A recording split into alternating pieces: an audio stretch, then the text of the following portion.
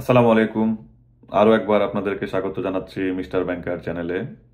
আশা করি আপনারা ভালো আছেন, সুস্থ আছেন এবং সিডিসিএস নিয়ে আপনাদের পড়ালেখা চালিয়ে যাচ্ছেন। সিডিসিএস নিয়ে আমাদের যে ধারাবাহিক আলোচনা চলছিল তার ইউসিপি পর্বের আমরা আজকে চলে এসেছি আর্টিকেল 16-এ, ডিসক্রিপেন্ট ডকুমেন্ট, ওয়েভার এবং নোটিশ আর্টিকেলটিতে। এই আর্টিকেল 16 বা ডিসক্রিপেন্ট ডকুমেন্ট, ওয়েভার এবং নোটিশ আর্টিকেলটিকে বলা যায় যে ইউসিপির সিঙ্গেল রেফারেন্স আর্টিকেল বললে এটাকে বলা যায় যে সবচেয়ে বহুল ব্যবহৃত আর্টিকেল, যেটাকে সাধারণত আমরা যে সুইফট কমিউনিকেশনগুলো হয়ে থাকে তার মধ্যে নাম ধরে যে আর্টিকেলগুলো মেনশন করা হয় তার মধ্যে এই আর্টিকেল 16C-টাকে আমরা প্রায়শই দেখে থাকি। যেমন ডকুমেন্ট এক্সামাইন করতে গেলেই স্বাভাবিকভাবেই ডিসক্রিপেন্ট ডকুমেন্টের একটা ব্যাপার চলে আসে এবং ডিসক্রিপেন্ট ডকুমেন্টের কমিউনিকেশন আসলে সেখানে এই আর্টিকেলটির স্পেসিফিক মেনশন কিন্তু জরুরি। সেজন্যই বলা যায় যে ইউসিপির সিঙ্গেল আর্টিকেল হিসাবে এই আর্টিকেলটাকে বলা যায় সবচেয়ে বেশি মেনশন বা রেফারেন্স দেওয়া হয়ে থাকে। আমরা বলছিলাম যে আর্টিকেল 14-এ স্ট্যান্ডার্ড ফর এক্সামিনেশন অফ ডকুমেন্টের পরে আপনার দুটি পসিবল আউটকাম থাকতে পারে, তা হচ্ছে ক্লিন ডকুমেন্ট অথবা ডিসক্রিপেন্ট ডকুমেন্ট। ক্লিন ডকুমেন্ট হলে আর্টিকেল 15 অনুযায়ী কমপ্লাইং প্রেজেন্টেশনের যেই করণীয়গুলো বলা আছে তা করতে হবে। আর ডকুমেন্টে যদি ডিসক্রিপেন্ট হয় তাহলে আপনাকে এই আর্টিকেল 16-এর কাছে চলে আসতে হবে এবং 16 অনুযায়ী আপনাকে কাজ করতে হবে। চলুন আমরা চলে যাই আমাদের পয়েন্টগুলোতে। তো আমাদের আজকে আলোচনার বিষয় হচ্ছে UCP 600, article 16, discrepant document, waiver and notice. তো আমরা চলে যাচ্ছি পয়েন্ট এতে। Point A: when a nominated bank acting on its nomination, a confirming bank, if any, or the issuing bank determines that a presentation does not comply, it may refuse to honor or negotiate. আগের যে দুটি আর্টিকেলের কথা বলছি সেই আর্টিকেলগুলোতেও কিন্তু দেখেছি যে আমরা ঘুরিয়ে ফিরিয়ে তিনটি ব্যাংকের কথা এখানে চলে আসছে: nominated bank acting on it's nomination, confirming bank if any, and issuing bank. তো ডকুমেন্ট চেক করার দায়িত্ব তাদের, কমপ্লাইং প্রেজেন্টেশন হলেও তাদের রেসপন্সিবিলিটির কথাই চলে আসে, ডিসক্রিপেন্ট ডকুমেন্ট হলেও তাদের করণীয়গুলোই কিন্তু চলে আসে। তো এখানেও তাই, এখানে যেটা বলা হয়েছে যে when a nominated bank acting on it's nomination, a confirming bank, if any, or the issuing bank determines that a presentation does not comply, it may refuse to honor or negotiate. আপনি issuing bank হয়ে থাকেন বা confirming bank হন অথবা nominated bank, যে ব্যাংকই হয়ে থাকুন না কেন, ডিটারমাইন করবেন প্রেজেন্টেশন ডাজ নট কমপ্লাই। আমাদের সাধারণ মাথায় কিন্তু কমন চলে আসে যে যখন আমি ডিটারমাইন করেই ফেলবো যে ডকুমেন্ট কমপ্লাই করছে না, তো তখন আমাদের একমাত্র কাজ হচ্ছে প্রেজেন্টেশনটাকে রিফিউজ করা, অনার বা নেগোশিয়েট করতে রিফিউজ করা। মানে আমাদের সেন্স হচ্ছে যে we must refuse to honour or negotiate. কিন্তু ইউসিবি কিন্তু মাস্ট বলছে না। এখানে এই পয়েন্টটি মনে রাখার মতো যে ইস্যুইং ব্যাংক হন, কনফার্মিং ব্যাংক হন বা নমিনেটেড ব্যাংক, যে ব্যাংকই হন না কেন, আপনি যখন ডিটারমাইন করে ফেলেছেন যে ডকুমেন্ট কমপ্লাই করছে না, তখনও কিন্তু বলা হয়নি যে it must refuse to honour or negotiate, বরং এখানে অপশন রাখা হয়েছে, বলা হয়েছে it may refuse to honour or negotiate. তার মানে বলা হচ্ছে যে ডিসক্রিপেন্ট ডকুমেন্ট পাওয়ার পরও ইস্যুইং ব্যাংক, নমিনেটেড ব্যাংক বা কনফার্মিং ব্যাংককে অবশ্যই রিফিউজ করতে হবে, ব্যাপারটা কিন্তু এরকম বলা হয়নি। বলেছে রিফিউজ করতে পারে। কিন্তু এই পয়েন্ট থেকে আমাদের জাস্ট নোট করার মতো বিষয়গুলো হচ্ছে যে তিনটি ব্যাংকের উপর ডকুমেন্ট এক্সামিনেশনের দায়িত্ব থাকে: issuing bank, confirming bank if any, nominated bank acting on its নমিনেশনের দায়িত্ব থাকে। এই একটা পয়েন্ট নোট করার মতো। আর একটি পয়েন্ট হচ্ছে যে ডিটারমাইন করে ফেলার পরও ইস্যুইং ব্যাংক বা কনফার্মিং ব্যাংক বাধ্য না যে প্রেজেন্টেশনটাকে রিফিউজ করতে।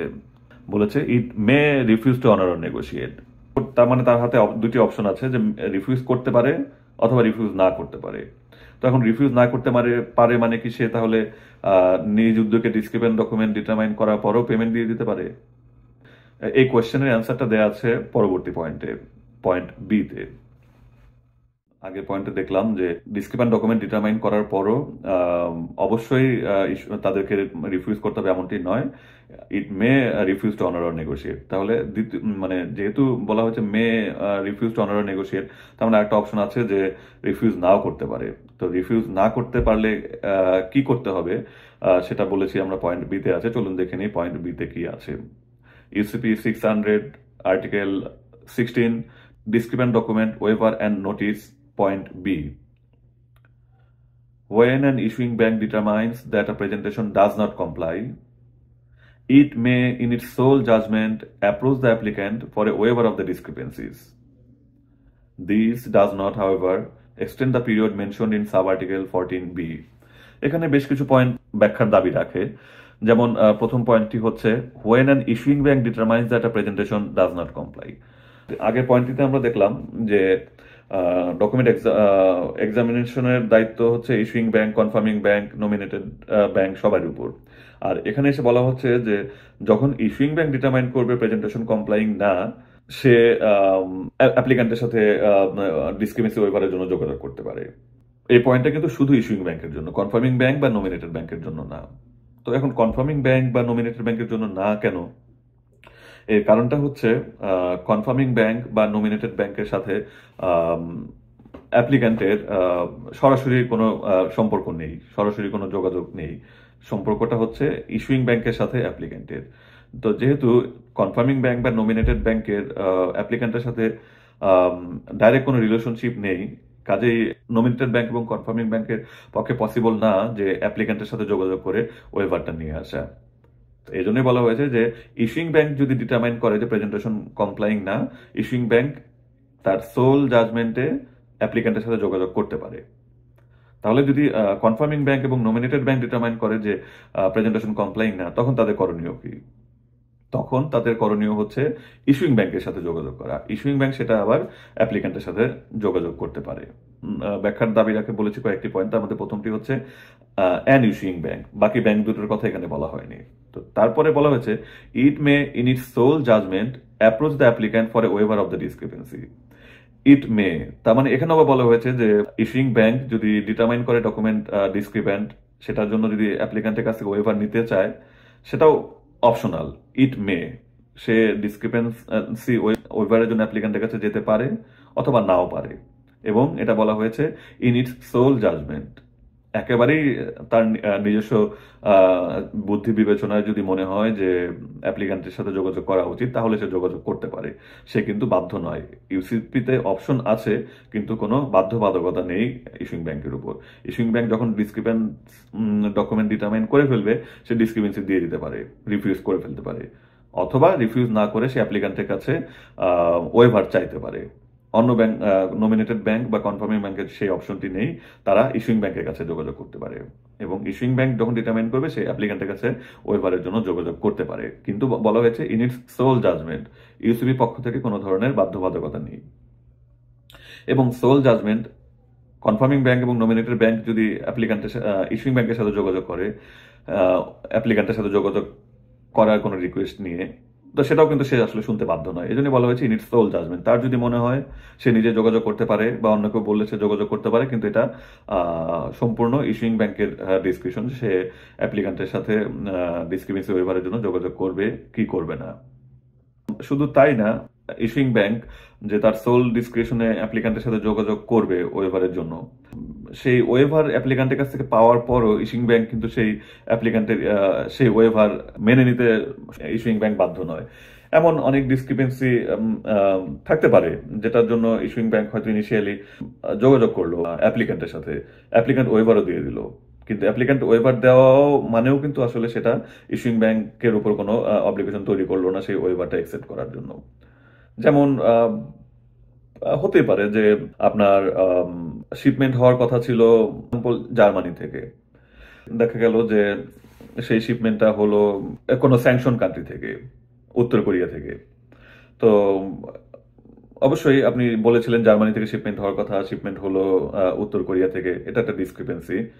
সামহাও অ্যাপ্লিক্যান্টের কাছে আপনি ওয়েভার সিকও করলেন, অ্যাপ্লিক্যান্ট ওয়েভার দিয়েও দিল, কিন্তু ওয়েভার দিয়ে দিলেই আসলে আপনি একটা স্যাংশন কান্ট্রির থেকে শিপমেন্ট আপনি অ্যাপ্লিক্যান্ট ওয়েভার দিলেও হয়তো ব্যাংক অ্যাকসেপ্ট করতে পারে না। তো এটাই বলা হয়েছে যে অ্যাপ্লিক্যান্টের কাছে সোল ডিসক্রিপশনে ইস্যুইং ব্যাংক ওয়েভার চাইতে পারে, অ্যাপ্লিক্যান্ট সে ওয়েভার দিলে যে আবার ইস্যুইং ব্যাংকে সব মেনে নিতে হবে ব্যাপারটা তাও না। পুরোটাই হচ্ছে ইস্যুইং ব্যাংকের এখানে ফ্রিডম আছে যে ওয়েভার চাবে কিনা বা ওয়েভার পাওয়ার পরে সেটা অ্যাকসেপ্ট করবে কিনা, বা অন্য কোনো ব্যাংক থেকে ওয়েভার চাওয়ার জন্য রিকোয়েস্ট আসলে সেই রিকোয়েস্টটা সে অ্যাপ্লিক্যান্ট পর্যন্ত ফরওয়ার্ড করবে কিনা, এই সব কিছুই কিন্তু ইস্যুইং ব্যাংকের জন্য অপশনাল। ইস্যুইং ব্যাংক বাধ্য নয় এই কোনো কিছু করতে, পুরোটাই হচ্ছে আপন হিজ সোল ডিসক্রিপশন। এবং এখানে পরের কথাটি যেটা বলছে, this does not however extend the period mentioned in sub article 14B। এখানে বলা হচ্ছে যে এই যে আপনি ইস্যুইং ব্যাংক ডিটারমাইন করলো যে ডকুমেন্ট ডাজ নট কমপ্লাই, সেটা একদিন বা 2 দিনের মধ্যে দ্বিতীয় দিনে সে ডিটারমাইন করে ফেললো যে ডকুমেন্ট ডাজ নট কমপ্লাই, এবং in its sole discretion approach the applicant for the waiver of the discrepancy. এই যে আপনি একটা এক্সট্রা কাজ করতে যাচ্ছেন, যে ডকুমেন্ট এক্সামাইন করলেন, ডিটারমাইন করলেন, সবই কিন্তু আপনাকে বলা হয়েছে যে করতে হবে within 5 banking days following the day of presentation. কিন্তু আপনি যে ডকুমেন্ট এক্সামাইন করতে বলা হয়েছে 5 banking days following the day of presentation, এটা যে করতে বলা হয়েছে এটুকু আপনাকে ডকুমেন্ট এক্সামাইন করতে বলা হয়েছে। কিন্তু আপনি ডকুমেন্ট এক্সামাইন করে আবার অ্যাপ্লিক্যান্টের কাছে ওয়েভার সিক করতে গেলেন, তো তার মানে আপনি একটা এক্সট্রা কাজ করছেন। এখন এক্সট্রা কাজ করলে আপনি এক্সট্রা 2-1 দিন সময় বেশি পাবেন কিনা। তো এটাই বলা হয়েছে, this does not however extend the period mention in sub article 14B। যে আপনি ডকুমেন্ট এক্সামিন করেছেন, ডিসক্রিপেন্ট পেয়েছেন, অ্যাপ্লিক্যান্টের কাছে গিয়েছেন ওয়েভারের জন্য, এই যে এক্সট্রা কাজগুলো করছেন এর জন্য আসলে আপনি কোনো এক্সট্রা সময় পাবেন না। যত কিছুই করুন না কেন, আপনাকে এই 14B-তে যে টাইম পিরিয়ড বলা আছে, 14B এর সেই টাইম পিরিয়ডের মধ্যে আপনাকে কিন্তু আসলে এটা শেষ করতে হবে। 14B-তে কিন্তু এই 5 দিনের কথাই বলা আছে। Nominated bank acting on it's nomination, a confirming bank, if any, and the issuing bank shall each have a maximum of 5 banking days following the day of presentation to determine if a presentation is complying. This period is not curtailed or otherwise affected by the occurrence on or after the date of presentation of an expiry date or last day of presentation. মানে মূল কথা হচ্ছে সেই 5 দিনের যে কথাটি বলা হচ্ছে সেটাই, যে যতই এক্সট্রা কাজ করুন না কেন আপনার টাইম ফ্রেম কিন্তু সেই 5 ব্যাংকিং ডেজই following the day of presentation. অ্যাপ্লিক্যান্টের কাছে ওয়েভার চাইতে যান, অ্যাপ্লিক্যান্টের ওয়েভারের জন্য ওয়েট করুন বা নাই করুন, আপনাকে যা কিছু করার এই ডকুমেন্ট প্রেজেন্টেশনের পরে 5 দিনের মধ্যে যা কিছু করতে হবে। নচেত এরপরে কিন্তু আপনি বলতে পারবেন না যে প্রেজেন্টেশন কমপ্লাইং ছিল না, এটা অটোমেটিক্যালি তখন অ্যাকসেপ্টেড ধরে নেওয়া হবে। তো এই হচ্ছে এখানে ইস্যুগুলো। প্রথম কথা হচ্ছে এটা, এই আর্টিকেলটা ইস্যুইং ব্যাংকের জন্য প্রযোজ্য। অ্যাপ্লিক্যান্টের কাছে ডিসক্রিপেন্সি ওয়েভার চাবে কি চাবে না, এটা ইস্যুইং ব্যাংকের সোল ডিসক্রিপশন। তারপরে হচ্ছে যত এক্সট্রা কাজই করতে চান না কেন, টাইম ফ্রেম কিন্তু সেই আগেরটাই। তো এরপর চলুন আমরা চলে যাই পরবর্তী পয়েন্টে, ইউসিপি 600 আর্টিকেল 16.C। এই পয়েন্ট সিটা বলেছি যে আর্টিকেল 16ই হচ্ছে ইউসিপি সবচেয়ে নাম ধরে যে মেনশন করা হয়, সেই নাম ধরে মেনশন করা আর্টিকেলগুলোর মধ্যে এই আর্টিকেল 16 হচ্ছে অন্যতম। সেই আর্টিকেল 16-এর আবার এই পয়েন্ট সি, সেই পয়েন্ট সি হচ্ছে কাইন্ড অফ বলা যায় যে হার্ট অফ দিস আর্টিকেল 16। এখানে একদম স্পেসিফিক বলা আছে আপনার একটি ডিসক্রিপেন্ট ডকুমেন্ট পেলে যে রিফিউজাল নোটিশটি দেবেন তার কম্পালসারি রিকোয়ারমেন্টগুলো কি, সেই বিষয়ে এখানে আলোচনা করা হয়েছে। UCP 600 article 16 discrepant document waiver and notice, point C. When a nominated bank acting on its nomination, a confirming bank if any, or the issuing bank decides to refuse to honor or negotiate, it must give a single notice to that effect to the presenter. আর্টিকেলটিতে আরো point আছে, আমরা প্রথম পয়েন্টটা just আলোচনা করে পরবর্তী পয়েন্টগুলোতে যাচ্ছি। যখন ইস্যুইং ব্যাংক, কনফার্মিং ব্যাংক বা নমিনেটেড ব্যাংক যেই হোক, যখন তারা ডিটারমাইন করবে যে ডকুমেন্ট ডিসক্রিপেন্ট এবং ডিটারমাইন করবে ডকুমেন্ট ডিসক্রিপেন্ট এবং ডিসাইড করবে যে তারা রিফিউজ করছেই ডকুমেন্টটা, তখন প্রেজেন্টারকে মেসেজ দিতে হবে যে হ্যাঁ ভাই আমি এটা অ্যাকসেপ্ট করছি না বা তোমার ডকুমেন্টের সমস্যা আছে। এবং এখানে বলা হয়েছে it must give a single notice. It must give a single notice. আপনি আজকে একবার মনে হলো একটা নোটিশ দিলেন একই ডকুমেন্ট নিয়ে, কালকে আরেকবার মনে হলো আবার নোটিশ দিলেন, সেটা করা যাবে না। It must give a single notice. এই প্রসঙ্গে আমার একটা এক্সপিরিয়েন্স শেয়ার করি। সেটা হচ্ছে এখন পর্যন্ত আপনাদের দোয়ায় আমার 3টা ব্যাংকে কাজ করার সুযোগ হয়েছে, মার্কেন্টাইল ব্যাংক, দেন মধুমতি ব্যাংক, দেন এই রয়্যাল ব্যাংক অফ কানাডা। তো 3টা ব্যাংকে কাজ করার সুযোগ হয়েছে। তো মার্কেন্টাইল ব্যাংক আমার প্রথম চাকরি, প্রথম ব্যাংক। তো সেখানে আমি যখন জয়েন করলাম সেটা সাধারণ ইন্টারভিউ ছিল। পরবর্তী যে 2টি ব্যাংকে জয়েন করলাম সেখানে কিন্তু আমি আসলে একজন এক্সপিরিয়েন্স ব্যাংকার হিসেবে জয়েন করলাম। এক্সপিরিয়েন্স ব্যাংকার এবং এক্সপিরিয়েন্সটা অবশ্যই এই foreign trade related, LC, export import এই রিলেটেড অভিজ্ঞতা নিয়ে কিন্তু আমি আসলে পরবর্তী ব্যাংক দুটোতে জয়েন করলাম। এবং কোইন্সিডেন্টলি 2টি ব্যাংকের ইন্টারভিউতেই জানি না কেন ঘুরিয়ে দুইটা কোশ্চেন কিন্তু কমন ছিল, তা হচ্ছে এই সিঙ্গেল নোটিস। যেমন মধুমতি ব্যাংকের আমার যে ইন্টারভিউতে যে কোশ্চেনগুলো ছিল তার মধ্যে এমডি স্যারের একটা প্রশ্ন ছিল এরকম যে আমি আপনি মনে করুন যে একদিন আপনার সামনে অনেকগুলো ডকুমেন্ট, আপনি খুব ব্যস্ত, আপনি খুব চাপে আছেন, কিন্তু ডকুমেন্টগুলো চেক করতে হবে, অনেক ডকুমেন্ট আসছে, অনেক ব্যস্ত, তো ব্যস্ততার মধ্যে আপনি মোটামুটি ডকুমেন্টগুলো চেক করে ডিসক্রিপেন্সি দিয়ে দিলেন। তো পরের দিন আপনি একটু ফ্রি আছেন এবং আপনার হাতে সময় আছে, আপনি ডকুমেন্টগুলো আবার একটু রিভিউ করতে বসে একটি ডকুমেন্টে পেলেন যে মেজর একটি ডিসক্রিপেন্সি আপনি মেনশন করেননি, যেটা পরের দিন আপনি পেলেন। তো পরের দিন পাওয়ার পরে হাতে কতদিন সময় আছে যে মেজর যে ডিসক্রিপেন্সিটি আপনি গতদিন মিস করেছিলেন সেটি প্রেজেন্টিং ব্যাংকে জানানোর জন্য আপনার হাতে কতদিন সময় আছে, এরকম একটা কোয়েশ্চেন কিন্তু ইন্টারভিউতে ছিল। মোরাললেস কাছাকাছি একটা কোয়েশ্চেন ছিল আমার আবার এই আরবিসির ইন্টারভিউতেও। তো বলছি না যে এটা আসলে খুব ইম্পর্টেন্ট একটা জিনিস বা ভাইভাতে আসার মতো বা পরীক্ষাতে আসার মতো জিনিস, কিন্তু জাস্ট একটা কোইন্সিডেন্ট যে আমার তিনটা ব্যাংকের মধ্যে দুটি ব্যাংকে আমি এক্সপিরিয়েন্স ব্যাংকার হিসাবে ইন্টারভিউ দিয়েছি, দুটি ব্যাংকের ইন্টারভিউতেই সামহাও এই কোয়েশ্চেনটি ছিল। তো এই জন্যই বলা যে ব্যাংক যখন প্রেজেন্টিভ ইস্যুইং ব্যাংক, কনফার্মিং ব্যাংক বা নমিনেটেড ব্যাংক যেই হোক, যখন প্রেজেন্টিং ব্যাংকে রিফিউজালের নোটিশটি দেবে, that should be a single notice. যে আপনি 3-4টা ডিসক্রিপেন্সি নিয়ে একটা ডিসক্রিপেন্সি দিলেন, পরবর্তীতে একটা মেজর ডিসক্রিপেন্সি মনে পড়লো পরের দিন, সেটা আরেকটা মেসেজ দিলেন, সেটা কোনো সুযোগ নেই, আপনার একটা মেসেজ দিতে হবে। প্রথম মেসেজে যদি কোনো ডিসক্রিপেন্সি মিস করে থাকেন তো সেটাকে পরে কিন্তু আর কভার করার সুযোগ নেই। তো সিঙ্গেল নোটিস দিতে হবে, এবং সেই সিঙ্গেল নোটিসটির চেহারা কেমন হবে, কায়গতরে কেমন হবে, বডি স্ট্রাকচার কি হবে, সেটা নিয়ে বলা আছে হচ্ছে পরবর্তী পয়েন্টগুলোতে। আপনি যে সিঙ্গেল মেসেজটি দিবেন সেই সিঙ্গেল মেসেজে 3টা জিনিস অবশ্যই থাকতে হবে। সেই 3টা জিনিস না থাকলে কিন্তু আপনার যে রিফিউজাল মেসেজটি সেটিকে ইনকমপ্লিট ধরে নেওয়া হবে। সেই 3টি জিনিস কি কি আমাদের পরবর্তী পয়েন্টগুলোতে বলা আছে। যে সিঙ্গেল নোটিস দিতে হবে, সেই নোটিস মাস্ট স্টেট, নোটিসে অবশ্যই মেনশন থাকতে হবে, কি কি থাকতে হবে, that the bank is refusing to honour or negotiate. প্রথম কথা বলা হচ্ছে আপনি যেই রিফিউজালের মেসেজটি দিবেন, রিফিউজালের মেসেজের আপনার প্রথম গুরুত্বপূর্ণ কথাটি থাকতে হবে যে আপনি ডকুমেন্টটি রিফিউজ করছেন।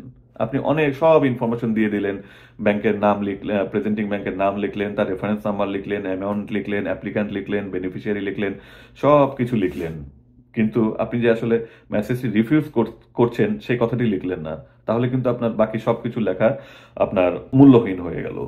তো এই জন্যই বলা হয়েছে 3টি জিনিস আপনাকে খুব গুরুত্ব দিয়ে দেখতে হবে যে রিফিউজাল মেসেজে এই 3টি জিনিস আছে কিনা।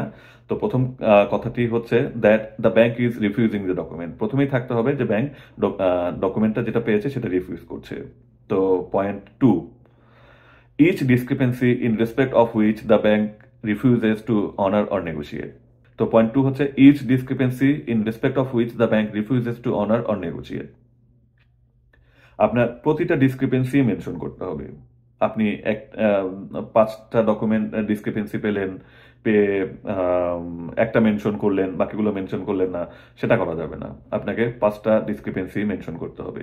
10টা ডিসক্রিপেন্সি থাকলে 10টা ডিসক্রিপেন্সি মেনশন করতে হবে যে in respect of those discrepancy we are refusing the document. তো প্রথম ক্রাইটেরিয়া হচ্ছে বলতে হবে যে we are refusing the document, that the bank is refusing to honour or negotiate. Point 2 হচ্ছে to mention each and every discrepancies in respect of which the bank refuses to honour or negotiate. 5টা 7টা 10টা যাই discrepancy থাকুক, 1টা 2টা সবগুলোই mention করতে হবে। তো সবগুলো ইন রিয়েলিটি আমরা হয়তো দেখা যায় যে এখন আমাদের যে স্বাভাবিক কার্যক্রমে দেখা যায় যে আমাদের যখন রাশ আওয়ারে আমরা মেজর 1টা 2টা ডিসক্রিপেন্সি পাওয়ার পরে হয়তো বাকিটা অতটা মনোযোগ দিয়ে ডকুমেন্ট এক্সামাইন হয়তো করি না, কিন্তু আসলে করা উচিত এবং প্রতিটা ডিসক্রিপেন্সি ফাইন্ড আউট করে সেটা মেনশন করা উচিত। কারণ এমন হতেই পারে যে 1টা 2টা ডিসক্রিপেন্সি মেনশন করলেন যেটা প্রেজেন্টিং ব্যাংক রিফিউট করলো এবং যেটা আসলে হয়তো ভ্যালিড, তার এই রিফিউটটা আসলে ভ্যালিড, যেটা স্ট্যান্ড করলো, তখন কিন্তু আপনি আবার বলতে পারবেন না যে এখানে আরো 2টা ডিসক্রিপেন্সি ছিল আমি মেনশন করিনি, ওই 2টা ডিসক্রিপেন্সি বলে আমি ডকুমেন্ট রিফিউজ করছি, তখন আর বলার সুযোগ নেই। এজন্য সেফ সাইডে থাকার জন্য আপনার যতটা পারেন, যতগুলো ডিসক্রিপেন্সি আছে সবগুলোই মেনশন করতে হবে। তো তো এই প্রথম পয়েন্ট হচ্ছে যে ব্যাংক ডকুমেন্টটা রিফিউজ করছে সেটা বলতে হবে। দ্বিতীয় পয়েন্ট হচ্ছে প্রতিটা ডিসক্রিপেন্সি মেনশন করতে হবে। এরপর আমরা চলে যাই পয়েন্ট থ্রিতে। পয়েন্ট থ্রিতে আবার বেশ কিছু অপশন আছে। তো পয়েন্ট ওয়ানে অপশন ছিল যে বলতে হবে that the bank is refusing to honour or negotiate. Point টুতে ছিল mention each discrepancy in respect of which the bank refuses to honour or negotiate. এবং পয়েন্ট থ্রিতে চারটা অপশন আছে। চারটা অপশনকে যদি একটা পয়েন্ট আকারে বলা যায় তাহলে সেটা বলা যায় হচ্ছে পয়েন্ট থ্রি হচ্ছে ডিসপোজাল অফ দ্য ডকুমেন্ট। আপনি তো ডিসক্রিপেন্সি পেয়েছেন, এটা সিঙ্গেল নোটিশ দিতে হবে। তারপরে তিনটা পয়েন্ট ক্রাইটেরিয়া ফুলফিল করতে হবে। ক্রাইটেরিয়া ওয়ান হচ্ছে আপনি রিফিউজ করছেন সেটা বলতে হবে। ক্রাইটেরিয়া টু হচ্ছে ইচ ডিসক্রিপেন্সি মেনশন করতে হবে যে এই এই ডিসক্রিপেন্সির কারণে আমি ডকুমেন্টটা রিফিউজ করছি। আর ক্রাইটেরিয়া থ্রি হচ্ছে ডিসপোজাল অফ ডকুমেন্ট। আপনি তো রিফিউজ করলেন, কিন্তু ডকুমেন্টটা কি হবে, ডকুমেন্টটার অবস্থা কি, ডকুমেন্টটা কোথায়, তো সেই ডকুমেন্টের ডিসপোজালটাও জানাতে হবে। তো এই হচ্ছে আপনার তিনটা রিকোয়ারমেন্ট। তো ডকুমেন্টের ডিসপোজাল ইনস্ট্রাকশনটা কি হবে, পয়েন্ট থ্রি যেটা, সেখানে আবার চারটা পয়েন্ট আছে যে পয়েন্ট ডিসক্রিপেন্ট ডকুমেন্টের ডিসপোজাল 4 রকমের হতে পারে। 4 রকমের প্রথম রকমটি হচ্ছে পয়েন্ট থ্রি এ হচ্ছে that the bank is holding the document pending further instruction from the presenter. তো আপনি ডকুমেন্ট পেয়েছেন, ডিসক্রিপেন্সি আছে, রিফিউজ করতে চান, ডিসক্রিপেন্সি দিচ্ছেন, সেখানে প্রথমে বললেন যে হ্যাঁ ডকুমেন্ট আমরা রিফিউজ করছি। তারপরের ক্রাইটেরিয়া ফুলফিল করলেন যে প্রতিটা ডিসক্রিপেন্সি মেনশন করলেন। তারপর ডকুমেন্ট ডিসপোজালে আপনি পয়েন্ট এ অপশনটি ইউজ করতে চাইলেন, বলে দিলেন প্রেজেন্টারকে that the bank is holding the document pending further instruction from the presenter. প্রেজেন্টারের কাছ থেকে ফার্দার ইনস্ট্রাকশন না পাওয়া পর্যন্ত ডকুমেন্টটি হোল্ড করছেন। তো এই মেসেজটি আপনি দিয়ে দিতে পারেন। অথবা পয়েন্ট বিতে আপনি বলতে পারেন that the issuing bank is holding the document until it receives a waiver from the applicant and agrees to accept it or receives further instruction from the presenter prior to agreeing to accept a waiver. তো disposal ইনস্ট্রাকশনের দ্বিতীয় অপশনটি হচ্ছে বা point B হচ্ছে bank ডকুমেন্টটি hold করছে, অ্যাপ্লিক্যান্টের সাথে যোগাযোগ করছে যে অ্যাপ্লিক্যান্ট কি বলে সেটা শোনার জন্য, এবং যদি সেটা ব্যাংকের কাছে অ্যাকসেপ্টেবল হয় সেটা অ্যাকসেপ্ট করা পর্যন্ত ব্যাংক এটা হোল্ড করছে। অথবা এর আগে যদি ব্যাংক প্রেজেন্টারের কাছ থেকে কোনো ইনস্ট্রাকশন পায় তাহলে সেই অনুযায়ী কাজ করবে। অপশন এটা ছিল মূলত একমুখী একটি অপশন যে ব্যাংক প্রেজেন্টারের কাছ থেকে ফার্দার কোনো ইনস্ট্রাকশনের জন্য ওয়েট করছে। অপশন বিতে এসে কিন্তু এটা দ্বিমুখী হয়ে গেল। ব্যাংক অ্যাপ্লিক্যান্টের সাথে যোগাযোগ করছে, অ্যাপ্লিক্যান্ট কি বলে সেটা শুনবে এবং সেটা অ্যাকসেপ্টেবল হলে অ্যাকসেপ্ট করবে, অথবা প্রেজেন্টার ফার্দার কি বলে সেটা। এবং যদি এমন হয় যে দুটি কাজই যেহেতু একসাথে চলছে, এমন হতে পারে দুই জায়গা থেকে দুটি রিপ্লাই আসতে পারে, দুই রকম রিপ্লাই আসতে পারে। তো এখানে বলা হয়েছে যে যার রিপ্লাই রেসপন্সটি আগে আসবে সেই অনুযায়ী ব্যাংক কাজ করবে। বলা হয়েছে that the issuing bank is holding the document until it receives a waiver from the applicant and agrees to accept it or receives further instruction from the presenter prior to agreeing to accept a waiver। এবং এখানে কি বলা হয়েছে যে bank অ্যাপ্লিক্যান্টের সাথে যোগাযোগ করছে যে সে কি বলে সেটা শোনার জন্য। তো আমরা কিন্তু আগের পয়েন্টটিতে বলেছিলাম যে অ্যাপ্লিক্যান্টের সাথে যোগাযোগ করার ক্যাপাসিটি আছে শুধু একটা ব্যাংকের। তার মানে এই যে আপনি ডিসপোজাল ইনস্ট্রাকশনের যে পয়েন্ট বি যেটি যে অ্যাপ্লিক্যান্টের সাথে যোগাযোগ করছে, এই অপশনটি কিন্তু সব ব্যাংকের জন্য প্রযোজ্য নয়। এই অপশনটি প্রযোজ্য শুধু ইস্যুইং ব্যাংকের জন্য। যে অ্যাপ্লিক্যান্টের সাথে যোগাযোগ করেছি, অ্যাপ্লিক্যান্ট কি বলে সেটা শুনে সেটা অ্যাগ্রি করতে পারি, অথবা প্রেজেন্টারের কাছ থেকে ফার্দার ইনস্ট্রাকশন পেলে সেই অনুযায়ী অ্যাক্ট করতে পারি, যেটি আগে পাবো সেই অনুযায়ী কাজ করব। তো এই অপশন যেহেতু অ্যাপ্লিক্যান্টের সাথে যোগাযোগ করার ইস্যু চলে আসছে, আমরা পয়েন্ট বিতে দেখেছিলাম যে অ্যাপ্লিক্যান্টের সাথে ডাইরেক্ট কানেকশন হচ্ছে শুধু ইস্যুইং ব্যাংকের। কনফার্মিং ব্যাংক বা নমিনেটেড ব্যাংকের জন্য কিন্তু অ্যাপ্লিক্যান্টের সাথে যোগাযোগ করার সুযোগ নেই, যেহেতু তাদের মধ্যে ডাইরেক্ট কোনো রিলেশন নেই।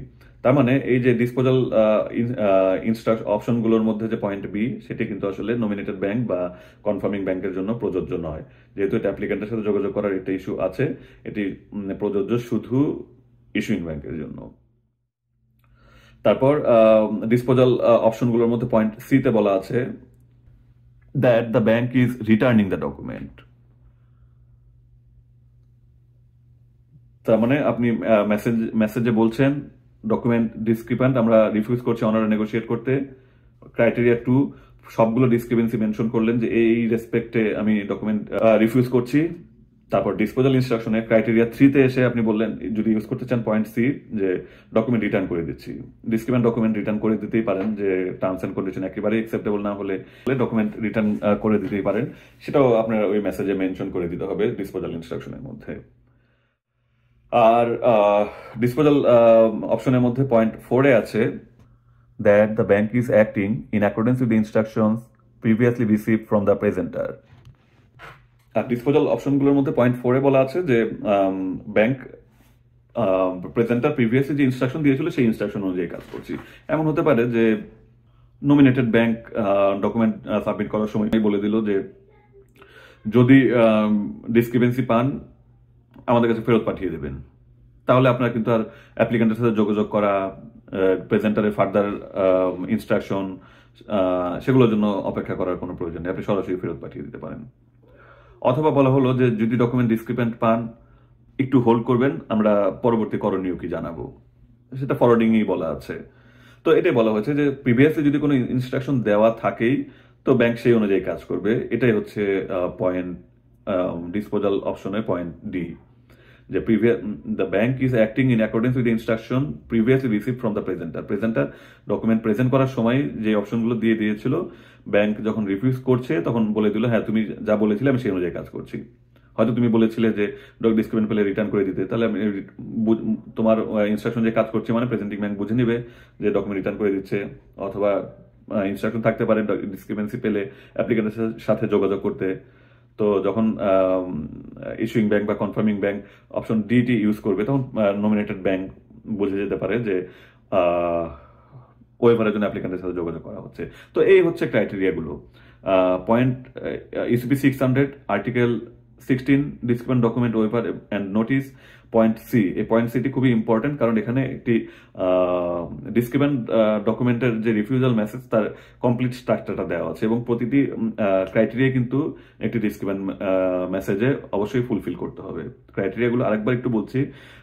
প্রথম ক্রাইটেরিয়া হচ্ছে মেসেজে বলতে হবে যে the bank is refusing the document. Point 2-তে বলা হচ্ছে to state each and every discrepancies in respect of which the bank is refusing the document. 3 হচ্ছে disposal of the document, disposal information of the document to the presenting bank. তো এই disposal information বা disposal of documentটাও আবার 4টা option আছে। প্রথম কথা হচ্ছে পয়েন্ট এতে বলা হলো যে ব্যাংক প্রেজেন্টারের কাছ থেকে ফার্দার ইনস্ট্রাকশন পাওয়া পর্যন্ত ওয়েট করছে। অপশন বিতে আছে যে ব্যাংক অ্যাপ্লিকেন্টের সাথে যোগাযোগ করেছে, তার ওয়েভার পাওয়ার অপেক্ষায় আছে, পেলে সেটা এগ্রি করে কি করে না সেটা দেখা যাবে। অথবা বাই দিস টাইম যদি প্রেজেন্টারের কাছ থেকে কোনো ইনস্ট্রাকশন পাওয়া যায় সেই অনুযায়ী কাজ করবে, মানে দুটি কাজের মধ্যে যেটি আগে হয় সেই অনুযায়ী অ্যাক্ট করবে। পয়েন্ট সিতে বলা আছে যে ব্যাংক ডকুমেন্ট রিটার্ন করে দিচ্ছে। পয়েন্ট ডিতে বলা আছে যে প্রেজেন্টার প্রিভিয়াসলি যে ইনস্ট্রাকশন দিয়েছে বর্তমানের ব্যাংকটি সেই ইনস্ট্রাকশন অনুযায়ী কাজ করছে। এর যে কোনো একটি পয়েন্ট কিন্তু সেখানে অবশ্যই মেনশন করা থাকতে হবে। তো কথাগুলো পুরোপুরি এই কথা ধরে মেনশন করা যায় যে that we are returning the document, that the issuing bank is holding the document pending further instruction from the presenter. অথবা মেনশন করা থাকতে পারে যে we R acting in accordance with 16C.3A অথবা 16C.3C, 16C.3B এরকম করে মেনশন করা থাকতে পারে। দেখে তখন আপনারা বুঝে নিতে পারবেন যে এখানে কি বলা আছে। অথবা সুইফটেও কোড আছে, সেই কোডগুলো ইউজ করেও আসলে বোঝানো যায় যে ব্যাংক ডিসক্রিপেন্ট ডকুমেন্টটি ডিসপোজালে কি করছে।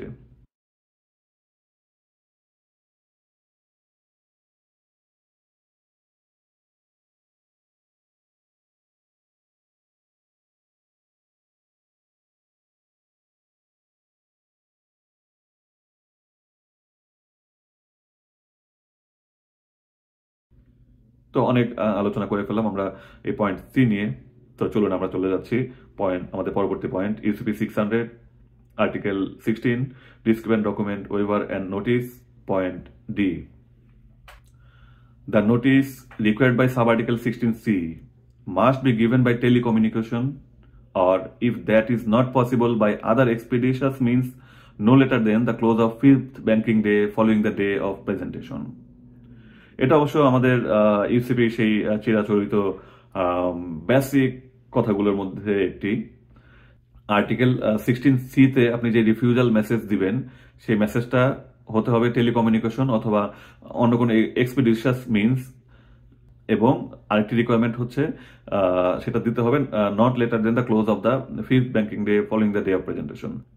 ডকুমেন্ট প্রেজেন্ট করার পরবর্তী 5 দিনের মধ্যেই আপনাকে এই যে রিফিউজাল মেসেজটি দিতে চান সেটা ডকুমেন্ট প্রেজেন্ট করার পরবর্তী 5 দিনের মধ্যে দিতে হবে এবং এক্সপিডিশিয়াস মিনসে দিতে হবে বা টেলিকমিউনিকেশনে দিতে হবে। এখন যেহেতু আমরা সুইফট ইউজ করি, সুইফটের মাধ্যমেই দেয়া যায়। ডেজিগনেটেড ফিল্ড হচ্ছে সুইফট 734, না হলে 799 অথবা 999ও দেওয়া যায়। আপনি কিন্তু ওই ক্রাইটেরিয়াগুলো আপনাকে ফুলফিল করতে হবে।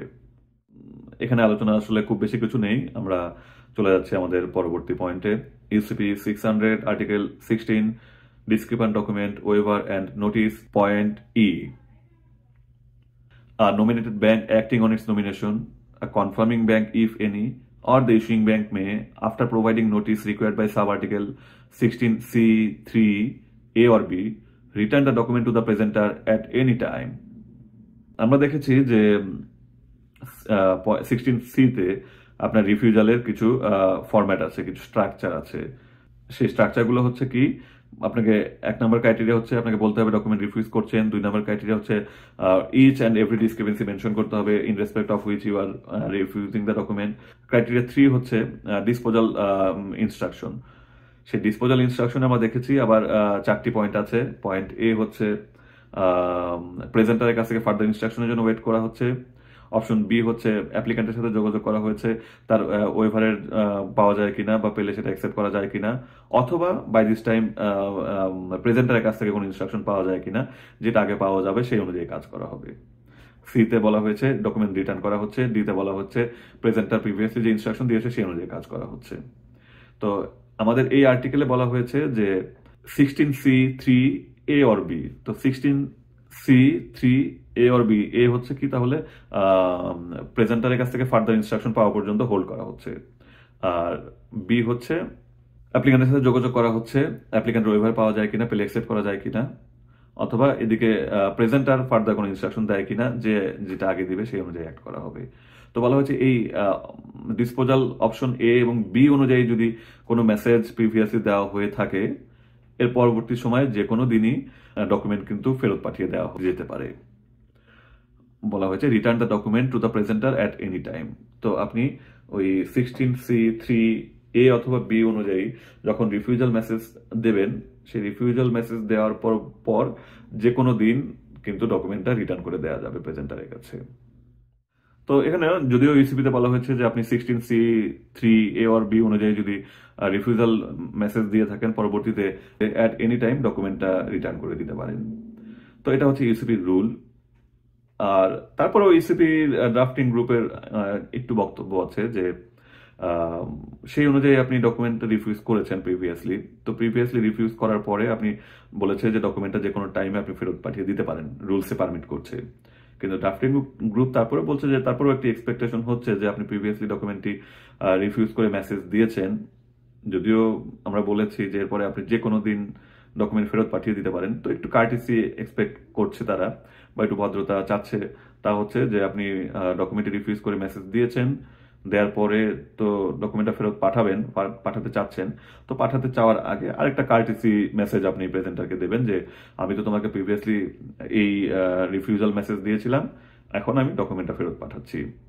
যে ডকুমেন্টটা রিফিউজ করে পাঠানোর কিছুদিন ওয়েট করে হুট করে ডকুমেন্টটা ফেরত না পাঠিয়ে জাস্ট একটা কার্টিসি মেসেজ আরেকবার দেয়া যে আমি অমুক দিন তোমাকে তোমার ডকুমেন্টটা রিফিউজ করেছিলাম, আজকে আমি তার ধারাবাহিকতায় আমি ডকুমেন্টটা ফেরত পাঠাচ্ছি, এটুকু কার্টিসি এক্সপেক্ট করছে। তো এটা হচ্ছে কার্টিসি, আপনি বাধ্য নন, আপনি করতে পারেন নাও পারেন, এটা আপনার জন্য অপশনাল, কিন্তু এটুকু কার্টিসি এক্সপেক্ট করা হচ্ছে। তো এটুকু কার্টিয়াস আমরা আশা করি হতে পারি। তো এরপর আমরা চলে যাচ্ছি আমাদের পরবর্তী পয়েন্টে, UCP 600 article 16 discrepant document waiver and notice. Point F, article F এ বলা হয়েছে if an issuing bank or a confirming bank fails to act in accordance with the provisions of this article, it shall be precluded from claiming that the documents do not constitute a complying presentation. তো এই যে বলা হয়েছে যে আপনি এই format অনুযায়ী আপনাকে মেসেজ দিতে হবে, ডিসক্রিপেন্সি জানাতে হবে, ডিসপোজাল জানাতে হবে, সবকিছু জানাতে হবে, বা 5 দিনের মধ্যে জানাতে হবে। তো বলা হয়েছে যে এই আর্টিকেলের পয়েন্ট গুলো অনুযায়ী যদি আপনি কাজ করতে না পারেন, পরবর্তীতে কিন্তু আর বলতে পারবেন না যে ডকুমেন্টটা কমপ্লাইং ছিল না। তখন বলেছি, আমরা আগেও বলেছি যে 5 দিনের মধ্যে আপনি যদি ডিসক্রিপেন্সি নোটিশ দিতে না পারেন, তাহলে 5 banking days following the day of presentation document কিন্তু অটোমেটিক্যালি অ্যাকসেপ্টেড হয়ে যাবে, বা অনার বা নেগোশিয়েট করতে বাধ্য হয়ে যাবে ব্যাংকগুলো। তো যা কিছু করার এই 5 banking days এর মধ্যেই করতে হবে। প্রেজেন্টেশনে 5 banking days এর মধ্যে কিন্তু যা কিছু করার করতে হবে। এই কথাটি এখানে আরেকবার রিমাইন্ডার দিচ্ছে যে এই আর্টিকেল অনুযায়ী যদি কাজ করতে না পারে, তাহলে ইস্যুইং ব্যাংক এবং confirming bank will be precluded from claiming that the document does not comply. তো আমরা কিন্তু গত 3 পয়েন্ট 4 পয়েন্ট যাবত দেখে আসছি 3টা ব্যাংকের কথা: issuing bank, confirming bank if any, nominated bank acting on it's nomination. কিন্তু এখানে যখন প্রেক্লুশনের কথা আসলো, তখন আমরা দেখছি শুধু ইস্যুইং ব্যাংক এবং কনফার্মিং ব্যাংকের কথা বলা হচ্ছে, নমিনেটেড ব্যাংকের কথা কিন্তু বলা হচ্ছে না।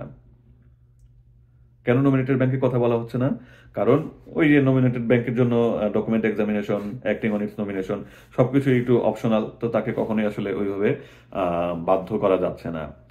কারণ কি, নমিনেটেড ব্যাংকের কাছে ডকুমেন্ট আসলো, নমিনেটেড ব্যাংক 10 দিন যাবৎ চিন্তা ভাবনা করলো যে ডকুমেন্ট কমপ্লাই করেছে কি করেনি, কিন্তু 5 banking days পরে যে প্রেক্লুডেড হয়ে গেল, তো প্রেক্লুডেড হলে যে অনার এবং নেগোশিয়েট করতে বাধ্য, তো সেটা কিন্তু নমিনেটেড ব্যাংকের জন্য প্রযোজ্য না। যে তখন নমিনেটেড ব্যাংক বললো যে আমি আমার নমিনেশন অনুযায়ী অ্যাক্ট করতে রাজি নই, ফেরত forward document just merely forward করে দিলাম। তো এই কারণেই প্রেক্লুশন রুলটা applicable only for issuing bank এবং confirming bank, not applicable for nominated bank. আমরা চলে যাচ্ছি আমাদের পরবর্তী পয়েন্টে। UCP 600, Article 16, Discrepant Document Waiver and Notice, Point G. When an issuing bank refuses to honor or a confirming bank refuses to honor or negotiate and has given notice to that effect in accordance with this article, it shall then be entitled to claim a refund with interest of any reimbursement made.